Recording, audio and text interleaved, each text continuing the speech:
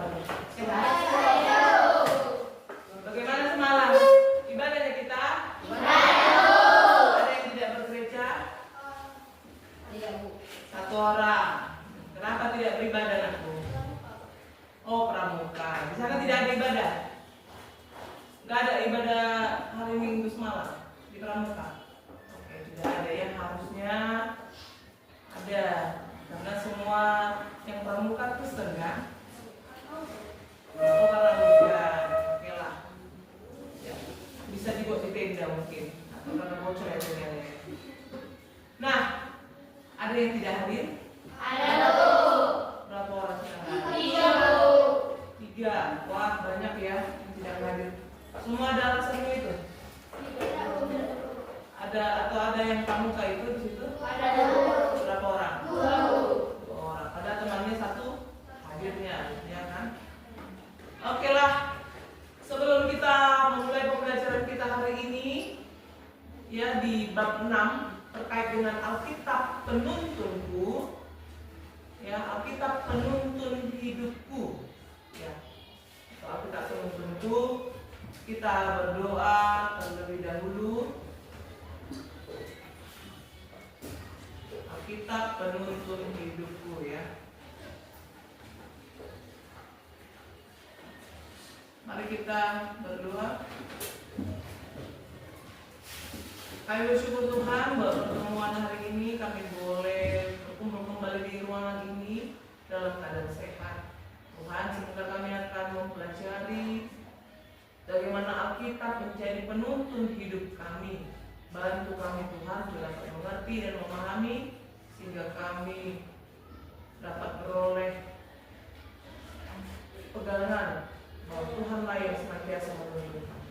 Terima kasih Bapa, dalam nama Yesus kami berdoa. Amin. Oke, Alkitab penuntun hidupku. Nah, Ibu tanya dulu, jika kalian tersesat di hutan, ya, bayangkan di hutan, misalnya kalian lagi camping di pramuka gitu ya, apa yang kalian butuhkan? Apa? Kompas, kata si Daniel. Bagaimana kompas ini mirip dengan kehidupan kita? Kompas itu sebenarnya tujuannya apa sih? Menunjukkan arah mata angin. Kalau kamu tersesat di hutan, nggak ada yang bisa ditanya, maka keluarkan kompasmu untuk melihat arah mata angin, ya supaya gimana kamu tidak tersesat, gitu ya. Bagaimana kompas ini mirip dengan hidup kita? Bahwa kita butuh apa dalam hidup ini?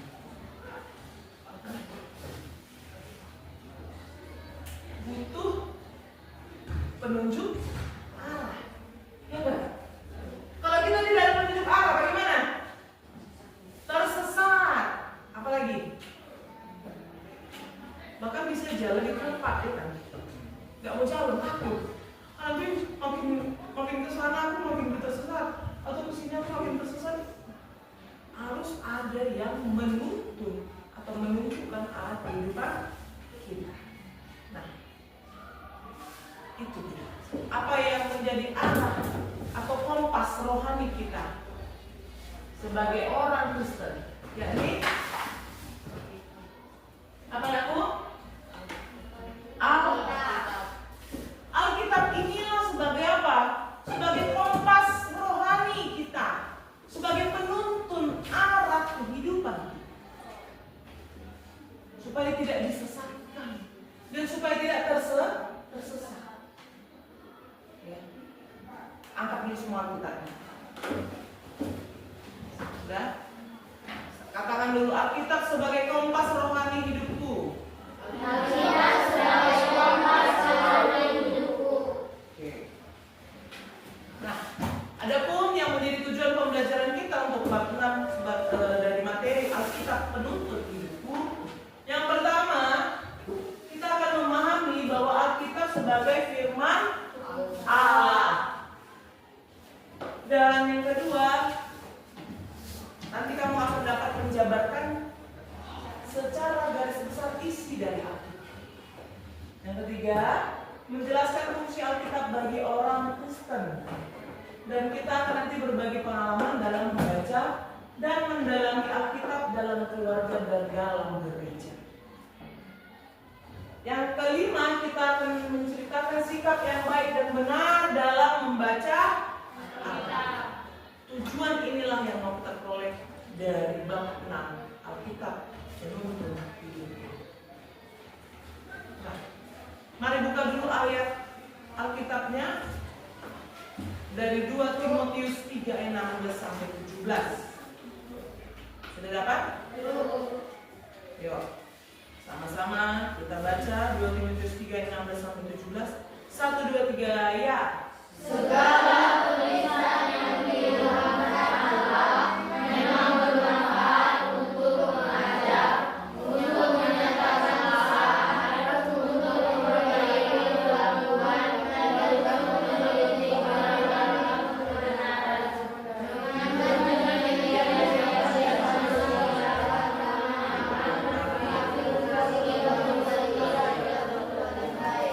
Oke. Nah, apa yang dimaksud dengan kata diilhamkan oleh Allah? Ya kan? Segala tulisan yang diilhamkan Allah. Artinya apa? Alkitab sebagai napas Allah. God breathed. Jadi Alkitab bukan hanya ide manusia, tapi datang dari Allah melalui Roh Kudus. Memang penulisnya adalah manusia. Seperti kitab Kejadian, Keluaran, Imamat, Bilangan, Ulangan, siapa penulisnya? Musa. Siapa penulis kitab Matius? Matius. Yang menulis Markus, Markus. Yang menulis Lukas, Lukas. Yohanes, Yohanes. Kisah para Rasul, ya, Paulus. Banyak penulis-penulis Alkitab itu manusia. Tapi siapa yang memberikan pesan itu? Berasal dari Allah melalui Roh Kudus. Jadi dari bacaan kita tadi, tujuannya apa? Untuk melatih kita. Di mana Alkitab membuat orang beriman itu apa? Lengkap dan diperlengkapi. Untuk apa? Di ayat 17, untuk melakukan segala perbuatan yang baik. Ya, sudah paham ya? Dari 2 Timotius 3 ayat 16 sampai 17 bahwa Alkitab itu diilhamkan oleh Allah. Ditulis oleh manusia. Tapi ilhamnya dari siapa? Dari Allah. Melalui Roh Kudus. Nah, ada 4 cara Alkitab melatih kita di ayat 16. Ini nanti kita mau bagi kelompok ya. Yang pertama, Alkitab untuk apa? Mengajar. Apa fungsinya? Bagaimana cara Alkitab mengajar kita? Menunjukkan kebenaran dan jalan yang benar. Yang kedua, apa fungsinya? Apa? Menyatakan. Bagaimana caranya? Menunjukkan di mana kita salah atau mengoreksi kita. Oh, ini kamu salah. Yang ketiga, memperbaiki caranya gimana? Membantu kita membantu jalan yang benar. Yang terakhir, mendidik dalam kebenaran. Caranya melatih kita agar hidup sesuai dengan kehendak Allah. Jadi 4 cara Alkitab melatih kita dari ayat 16 itu. Mengajar, menyatakan kesalahan, memperbaiki kelakuan, dan mendidik dalam kebenaran. Mari kita berdiskusi. Ibu akan bagi kalian ke dalam 4 kelompok, ya. Kelompok 1 adalah mengajar. 4 cara Alkitab tadi ya, yang ini ya. 4 cara Alkitab melatih kita. Mengajar, menyatakan kesalahan, memperbaiki kelakuan, mendidik dalam kebenaran.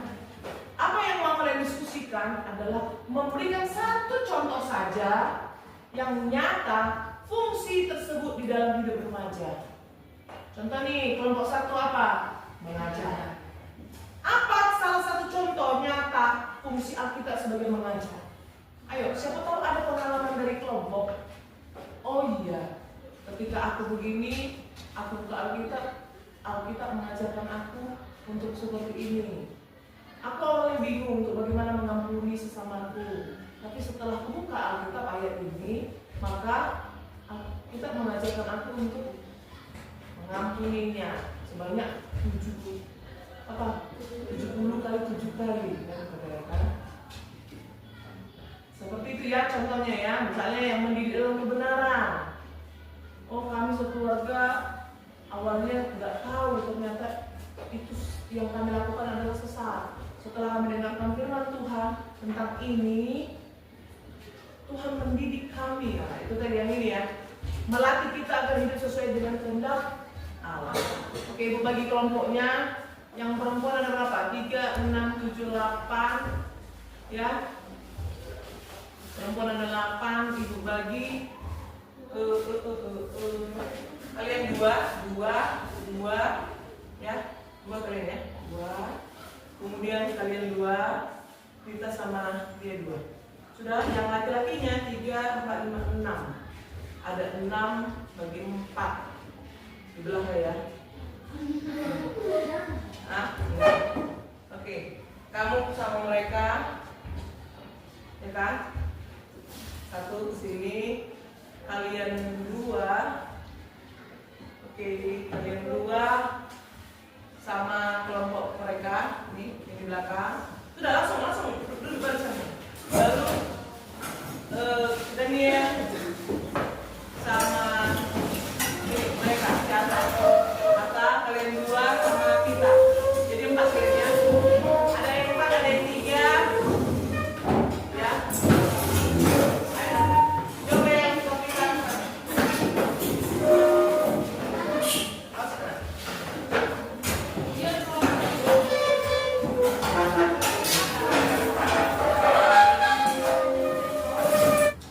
Fungsi tersebut dalam kehidupan kalian sebagai manusia.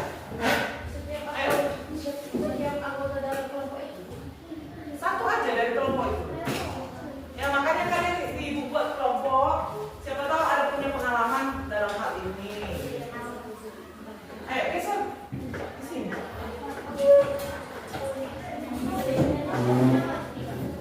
Ya ibu timenya ya 15 menit. Masing-masing kelompok menuliskan penjelasannya.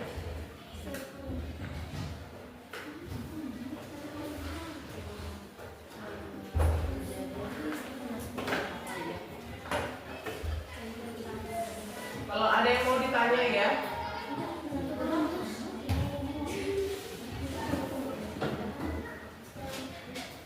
Sudah ditulis? Oke.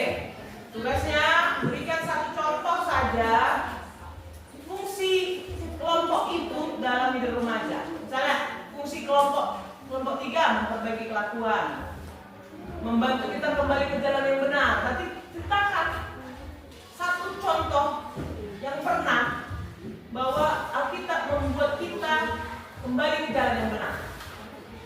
Gitu. Ya, ngerti kan?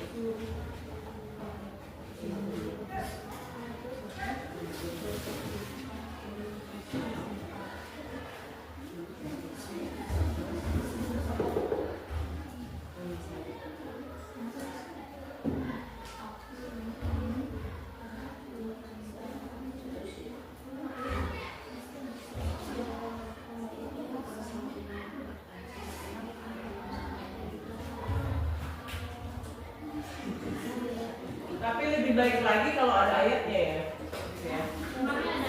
Ada? Iya. Ayo, cuma satu saja.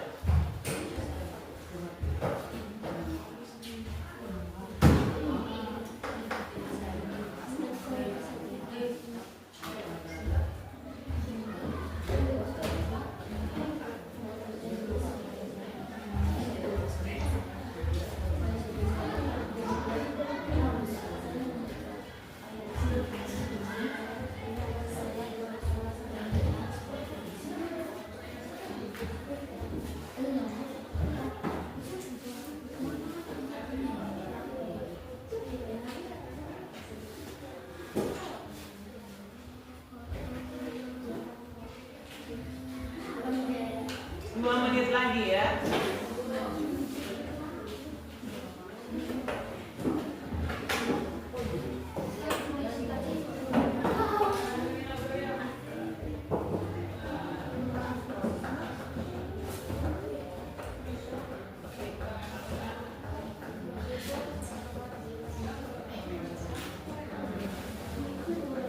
Oke, kelompok yang sudah siap boleh berdiri untuk membacakan satu contoh nyata fungsi tersebut dalam hidup remaja SMP. Silakan. Yuk. Kelompoknya berdiri, satu orang aja membaca. Satu contoh nyata, yuk silakan.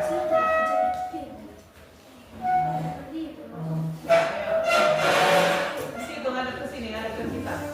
Situ kamu.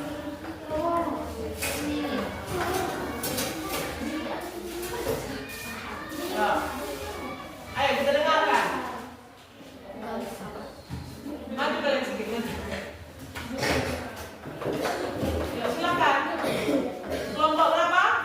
Memperbaiki kelakuan. Ya.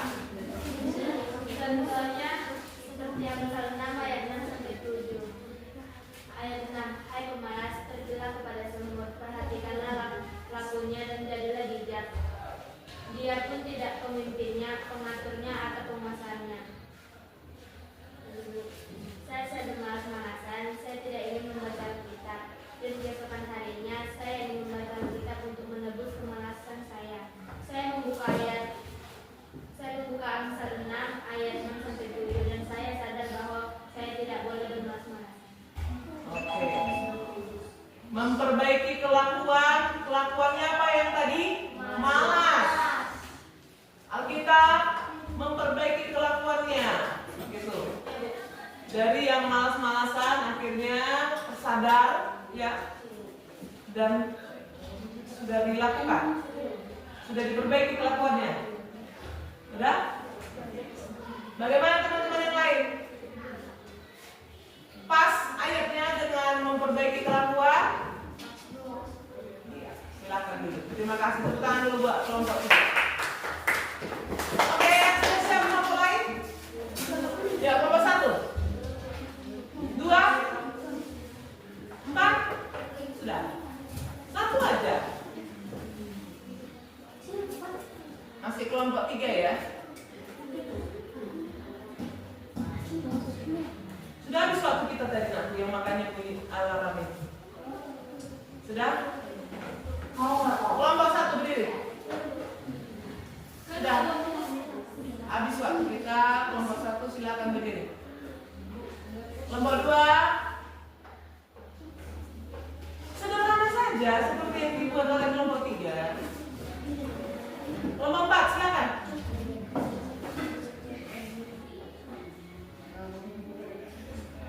Oke, bagaimana? Ya.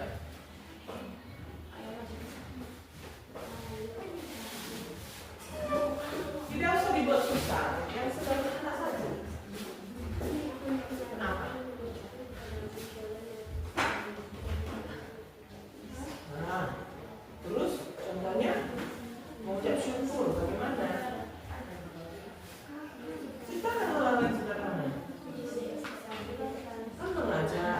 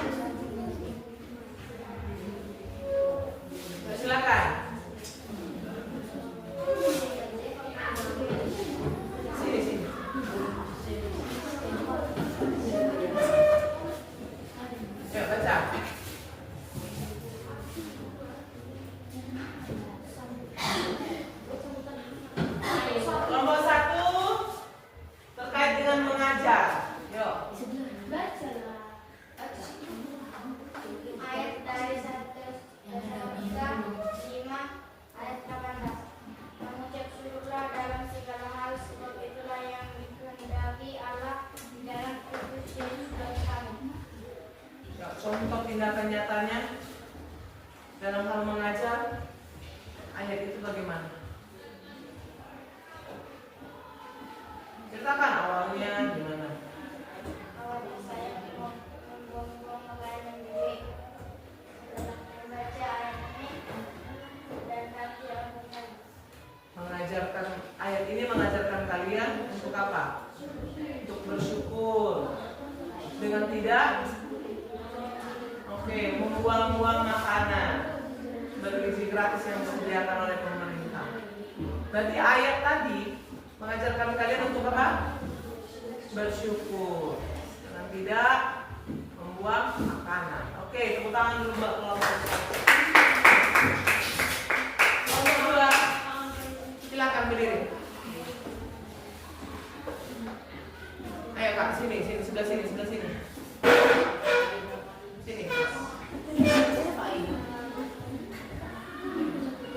Sudah?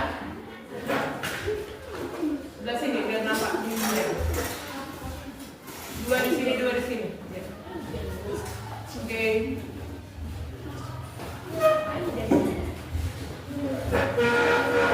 Ini kan. Ayo, sebelah sini. Oke. Kelompok dua menyatakan kesalahan. Silakan.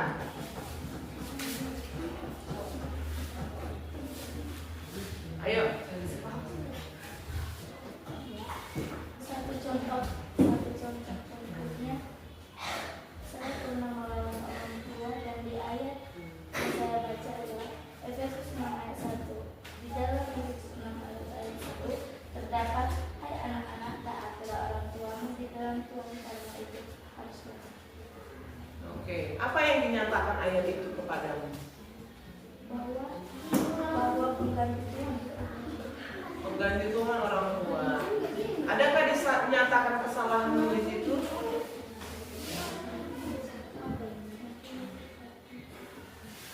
Ayat itu menyatakan kesalahanmu enggak? Oh, ternyata melawan orang tua telah melanggar ayat ini gitu. Iya.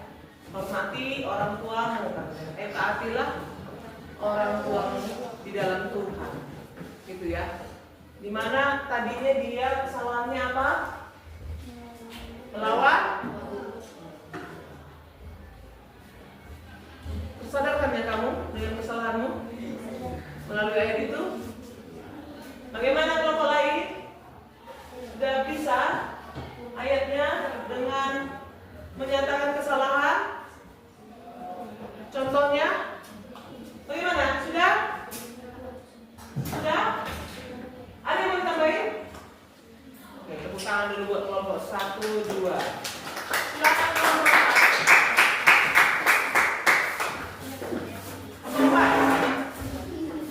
Ayo.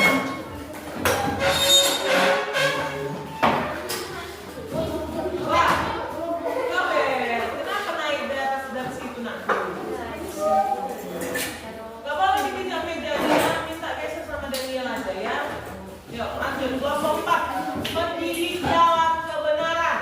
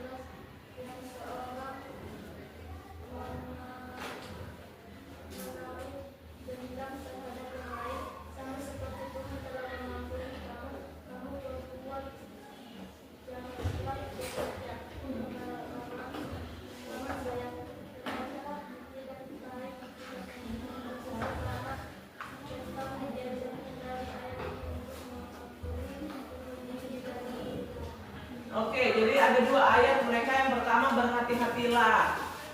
Contohnya mereka tadi Tadinya tidak berhati-hati di dalam perjalanan, tapi akhirnya mereka mau mendengarkan nasihat dan mulai waspada, mulai berhati-hati. Yang kedua, mereka mendidik dalam kebenaran. Yang awalnya mereka tidak sabar menghadapi orang lain, akhirnya menjadi sabar. Begitu. Dari Kolose 3 ayat 13. Bagaimana kelompok lain? Bisa? Relevan? Ayatnya dengan contohnya? Ada yang mau ditambahkan? Ya, tepuk tangan dulu buat kelompok. Oke, kita sudah menganalisis fungsi-fungsi Alkitab, yakni mengajar, menyatakan kesalahan, memperbaiki kelakuan, mendidik dalam kebenaran, dan fungsi tadi, ya, sudah kalian berikan satu contoh nyata. Yobel, berikan satu contoh nyata fungsi tersebut dalam kehidupan kalian sebagai remaja. Minta maaf Yobel, harusnya bukan ditertawakan. Ya, kalau tidak sengaja menjatuhkan barang temannya, harusnya minta maaf, bukan ditertawakan ya. Sudah. Oke, coba perhatikan kemarin. Ya, ada dua bagian besar Alkitab. Pertama, perjanjian lama. Perjanjian lama dari mana aja? Kejadian sampai Maleakhi. Sudah ya Bel. Kejadian sampai Maleakhi itu perjanjian lama. Perjanjian baru Matius sampai Wahyu. Mazmur, Amsal itu ada di perjanjian lama. Yang kebetulan ya Alkitab kecil kalian itu ditambahkan perjanjian Mazmur dan Amsal. Oke. Perjanjian lama, ini kita lihat dulu garis besarnya. Menceritakan tentang apa?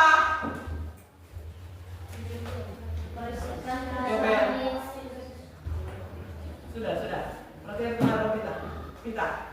Perjanjian lama menceritakan tentang persiapan kedatangan Yesus, mulai dari buku Taurat, janji keselamatan, sejarah Israel, dan nubuat tentang Mesias, tentang kedatangan Yesus sebagai Mesias. Itulah di dalam perjanjian lama.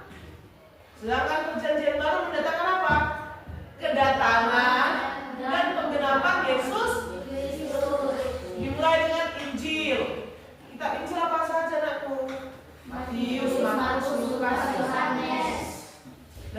Dan kehidupan Yesus selama di dunia, ajaran Yesus, dan rencana masa depan tentang kedatangan Tuhan yang kedua.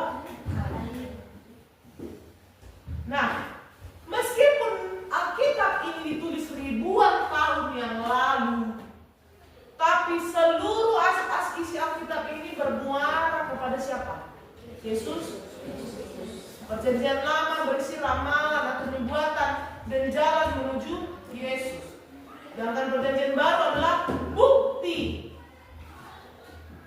hadirat Yesus dan penyelesaian oleh Yesus, penyelesaian dosa Yesus. Jadi Yesus sendiri adalah benang merah yang menyatukan seluruh isi Alkitab, perjanjian lama dan perjanjian. Udah paham ya, garis besar Alkitab terdiri dari berapa? Dua.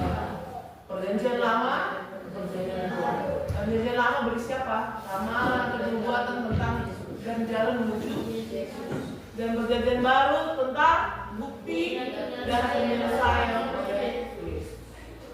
Oke.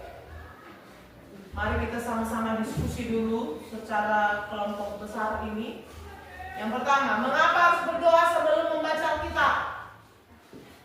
Kita mau diskusi bagaimana sikap membaca Alkitab ya. Yang pertama, mengapa kita harus berdoa dalam baca? Mengapa kita duluan kan berdoa dulu sebelum membaca Alkitab? Agar apa ya?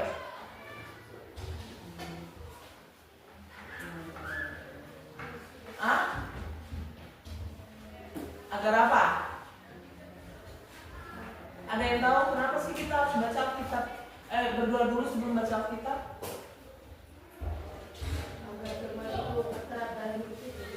Agar firman terserap atau tertera, apa ya? Agar firman Tuhan terserap, terlaksana gitu ya, terlaksana dalam hidup. Ada lagi yang lain? Kenapa kita harus berdoa dulu sebelum baca?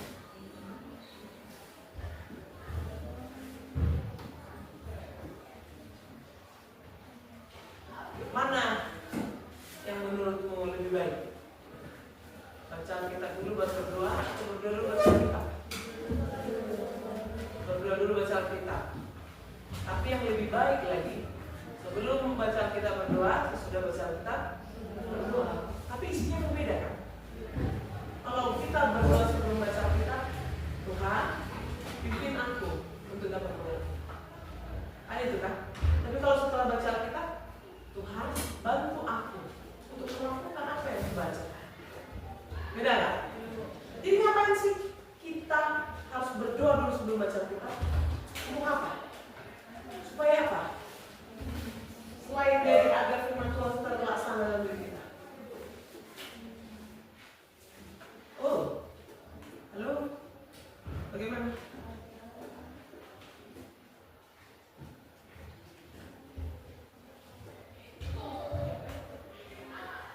Siapa di sini yang sering baca Alkitab? Angkat tangannya. Wah, patutlah kita nggak tahu. Ternyata yang sering baca Alkitab pun juga belum hampir tidak ditemukan. Ya. Mengapa harus fokus dan tenang dalam baca Alkitab? Mengapa kita harus fokus dan tenang dalam baca Alkitab? Supaya apa? Ayo dijawab aku. Gak apa salah. Mengapa kita harus fokus dan tenang?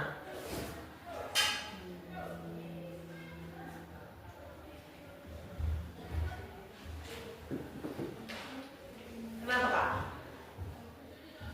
Mengapa kita harus fokus dan tenang?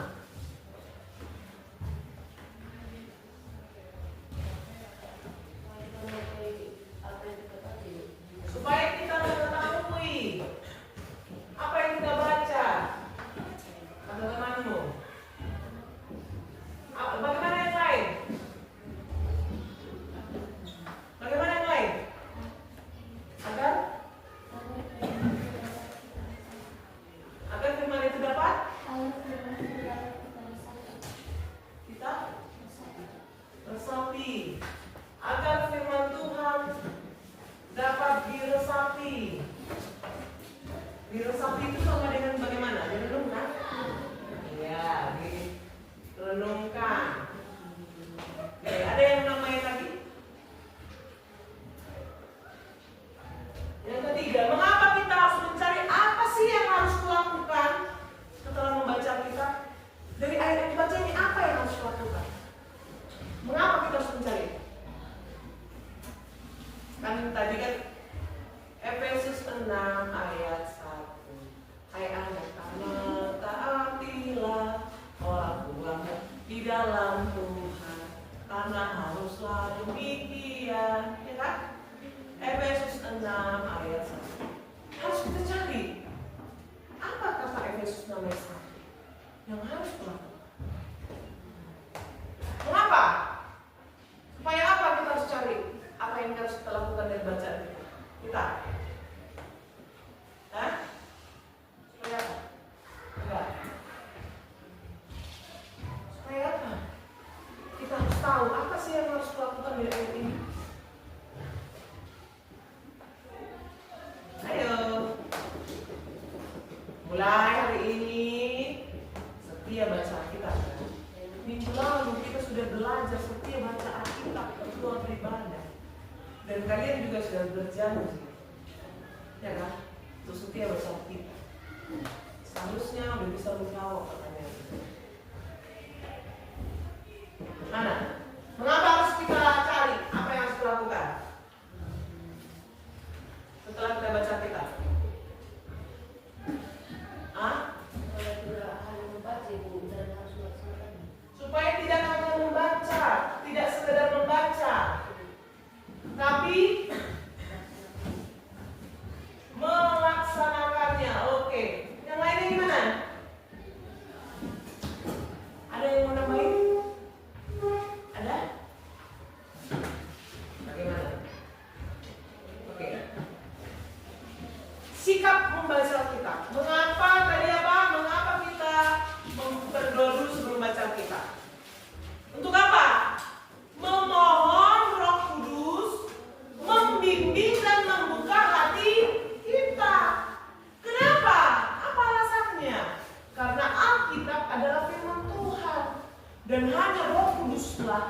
yang bisa membuat kita mengerti. Bukan hanya membaca seperti buku biasa. Jadi mengapa kita harus berdoa terus membaca kita? Untuk memohon apa? Roh Kudus membimbing. Makanya tadi doanya apa? Tuhan, bantu aku untuk mengerti. Berarti apa? Memohon bimbingan Tuhan melalui Roh Kudus. Karena Alkitab itu firman Tuhan, bukan buku biasa. Ya, supaya kita mengerti dan memahami arti dari bacaan. Yang kedua tadi apa pertanyaannya? Mengapa kita harus fokus dan tenang dalam membaca kitab?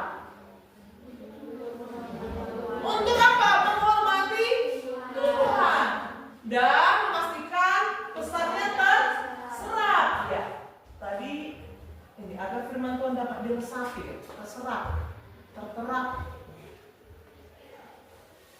Untuk menghormati Tuhan kita harus fokus dan tenang dan memastikan pesan Tuhan itu terserap, terrenungkan, masuk ke dalam hidup kita. Karena kalau kita membaca sambil terganggu, bagaimana anakku? Membuat kita kehilangan makna atau pesan utamanya. Ya, jadi fokusnya apa? Kita tenang dan fokus baca kita. Kerendahan hati dan kesediaan kita untuk mendengar suara Tuhan.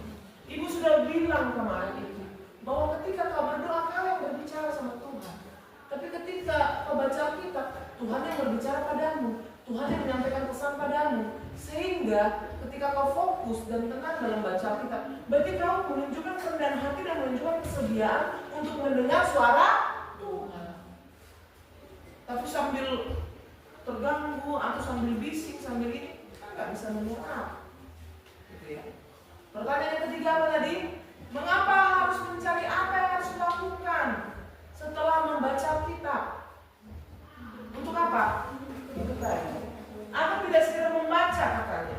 Aku tidak hanya sekedar pengetahuan saja yang kita terima di kepala kita, tapi juga untuk memastikan apa? Melaksanakannya, memastikan adanya tindakan nyata dalam hidup. Karena iman tanpa perbuatan pada hakikatnya adalah mati, seperti kata Yakobus 2:17. Jadi kita harus mencari tahu apa yang ingin Tuhan ubah dalam diriku dan apa yang harus aku lakukan.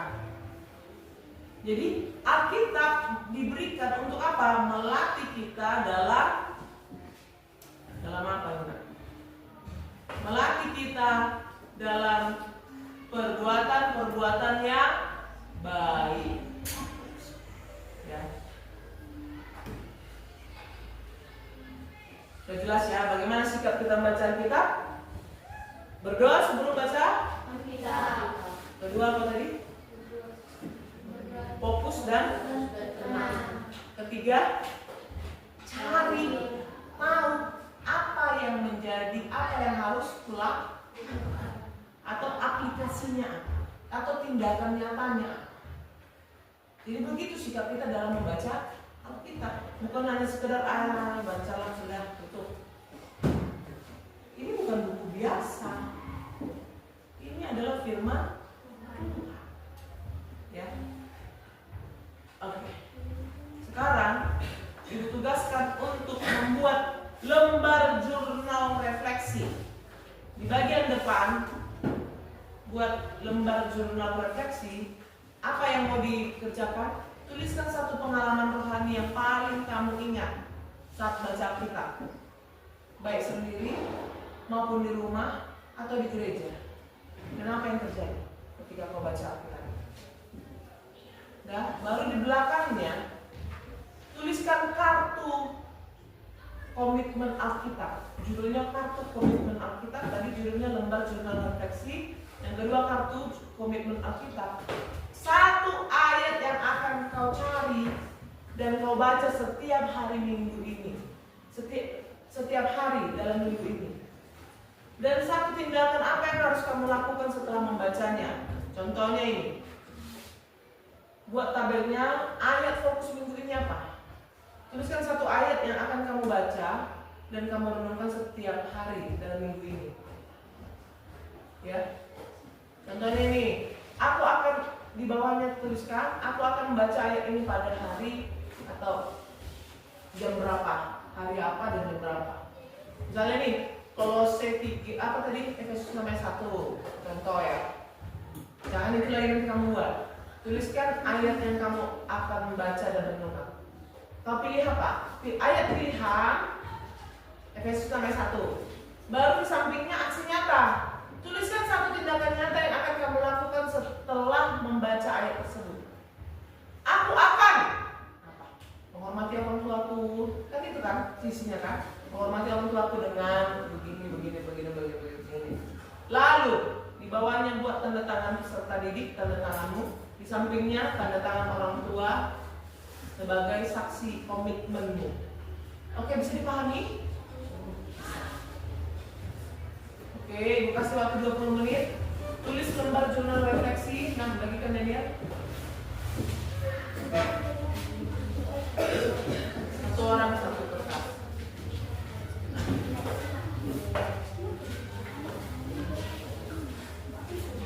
Lembar jurnal refleksi dulu tulis. Satu pengalaman rohani yang paling kamu ingat saat membaca Alkitab, baik sendiri di rumah atau di gereja. Contohnya, ketika aku sedang apalah kita katakan, sedang sangat sedih sekali. Aku baca Alkitab bahwa sesungguhnya Tuhan hadir. Mata Tuhan hadir di segala tempat mengawasi yang baik dan yang jahat. Itu kan ada di Amsal ya. Membuatku merinding. Gitu misalnya, membuatku merinding ternyata benar bahwa Tuhan ada di segala tempat melihatku. Sekalipun aku dalam keadaan nangis dan sedih. Gak usah buat soalnya, langsung aja ceritakan pengalamanmu itu. Lembar jurnal refleksi langsung ceritakan pengalamanmu itu di situ. Tidak usah buat soalnya.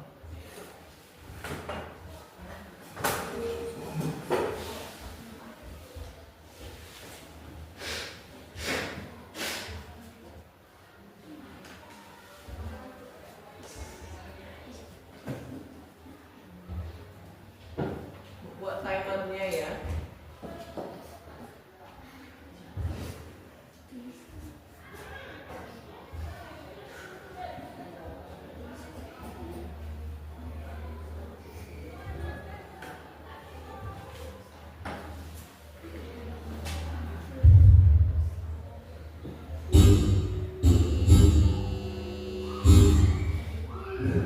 Istirahat. Anak-anak kami yang menabung di PPR itu Ibu Sinanda di meja piket. 10 menit saja karena kita sudah istirahat ya.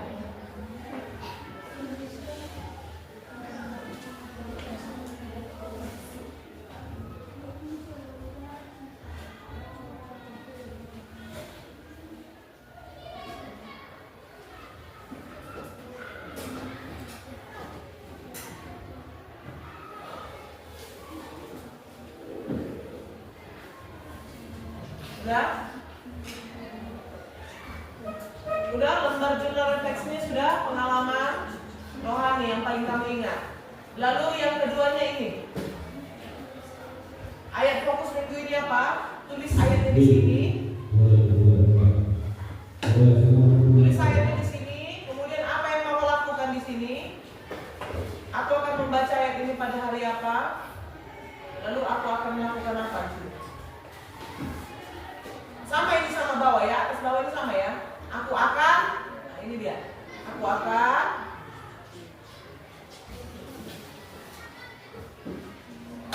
inilah, yang di bawah ini aja yang dikerjakan begini. Ya. Ayat pilihan. Oke.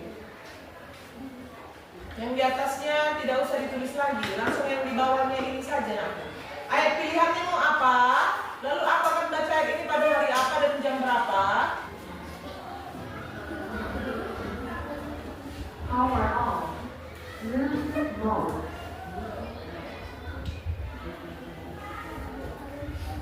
Bisa ceritanya tentang kamu baca Alkitab bersama keluarga, saat bersendiri, atau saat di gereja.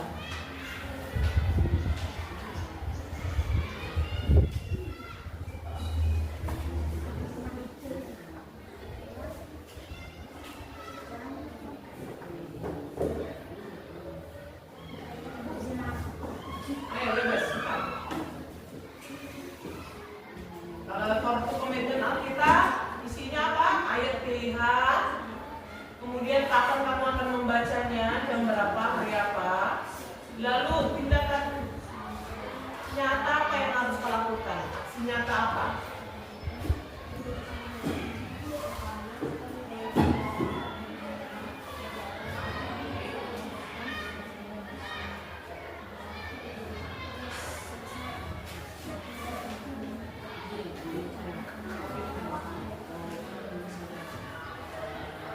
Yang di atasnya gak usah lagi ditulis aku, yang di bawahnya ada langsung. Ayat pilihanmu apa?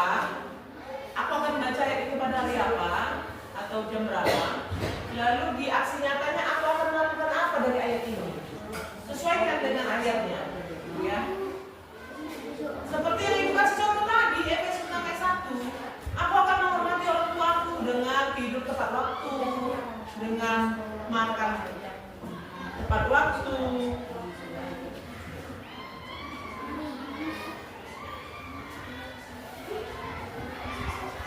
Jangan lupa judulnya Kartu Komitmen Alkitab yang di belakang ya.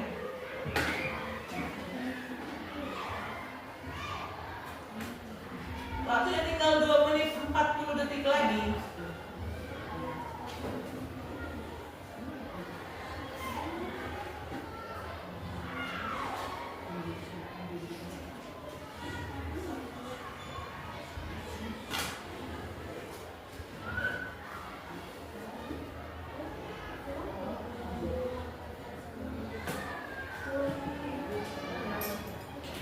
Now entering to rooftop.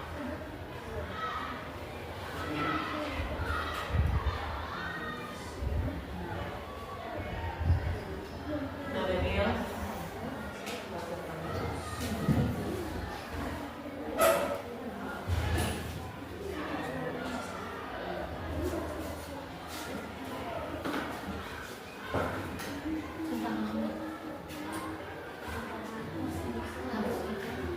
Ayo, nanti setelah bunyi alarmnya langsung dikumpul ya.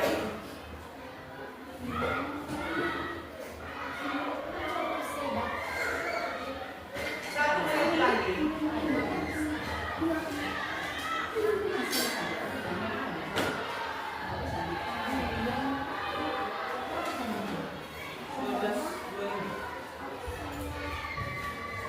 Belum datang ya PBB.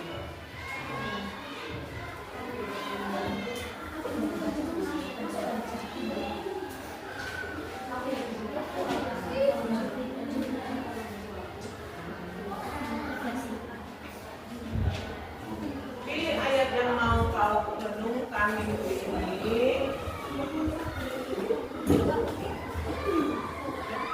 Hah? Ayat saja ayat. Tanggal 20. Ayat berarti ikut misalnya Kolose 3 ayat 1. Pasal 3 ayat 1.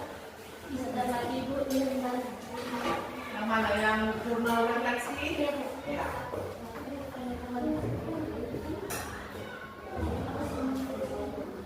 Ya, kasih tunjuk sama ibu aja. Mengumpulkan untuk kasih tunjuk sama ibu supaya ditandatangani orang tua nanti di rumah. Pas nggak ayatnya? Ya. Iya. Ibu kembalikan lagi nanti ke tas kalian. Oke.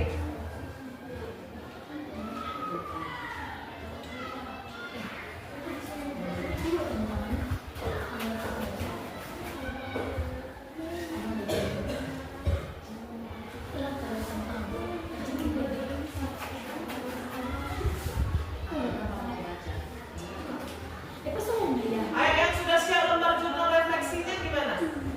Ada yang siap? Lembar jurnal refleksi?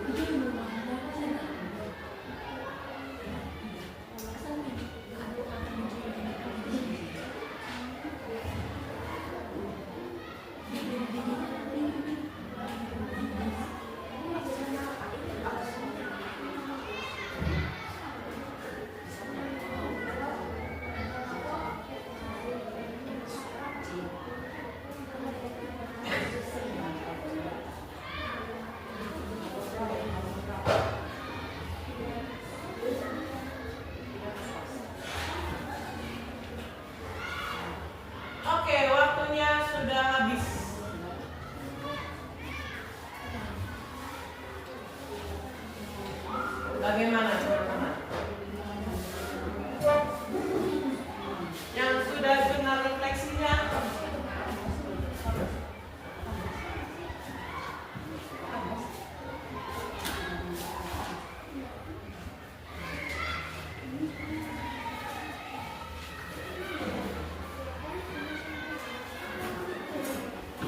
Lembar jurnal refleksi berisi apa nanti?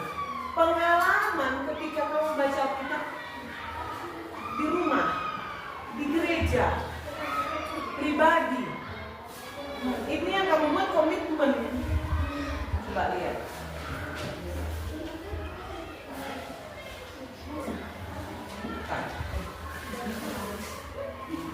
Banyak yang belum paham ya bagaimana menulis lembar jurnal refleksi ya. Oke. Ini pada saat kapan? Kan yang bilang belakang ya.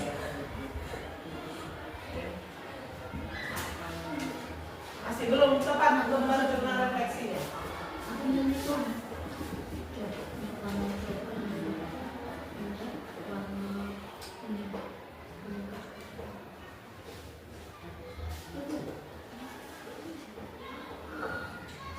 Oke, seperti si Pita ya, pengalaman rohaninya ketika baca Alkitab.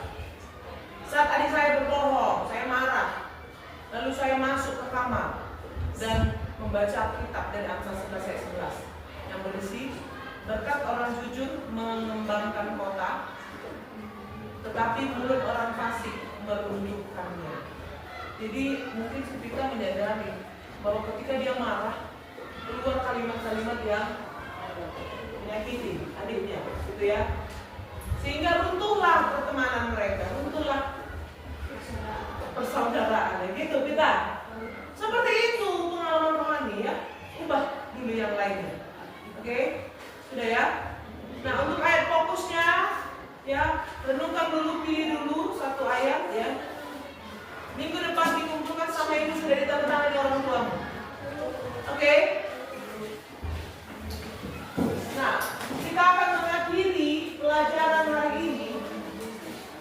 Ya, Ibu buat kesimpulan bahwa Alkitab adalah firman Allah yang hidup, bukan sekedar buku tua karena ditulis ribuan tahun yang lalu. Perhatikan kemarin. Alkitab bukan hanya sekedar buku biasa atau buku tua, tapi adalah berisi firman Allah yang hidup. Ya, di mana Alkitab diberikan untuk apa? Membuat kita lengkap dan siap untuk melakukan kehendak Tuhan. Jadi fungsi Alkitab adalah untuk melatih kita dalam apa? Mengetahui yang benar, ya kan? Mengajar, menyadari kesalahan, dan mampu melakukan setiap perbuatan yang baik. Jadi Alkitab adalah coaching manual. Apa tadi coaching manual? Seperti kompas, yakni penuntun alami hidup kita. Ya. Dari Tuhan. Penuntun hidup kita dari Tuhan yang membuat kita apa? Membuat kita kuat dan membuat kita efektif dalam hidup beriman. Oke, ada yang mau bertanya terkait materi kita hari ini? Tidak ada? Nah, minggu depan kita akan membahas bagaimana Alkitab berfungsi sebagai hukum mutlak. Apakah ada pertanyaan tentang fungsi Alkitab sebagai pengajar? Untuk kali ini? Tidak ada? Oke, dikerjakan tugas komitmennya, lembar jurnal refleksinya diperbaiki, ciptakan satu pengalaman rohani, mau di gereja, mau di rumah, mau di manapun. Ya, terima kasih buat pertemuan hari ini. Mari kita akhiri dengan berdoa.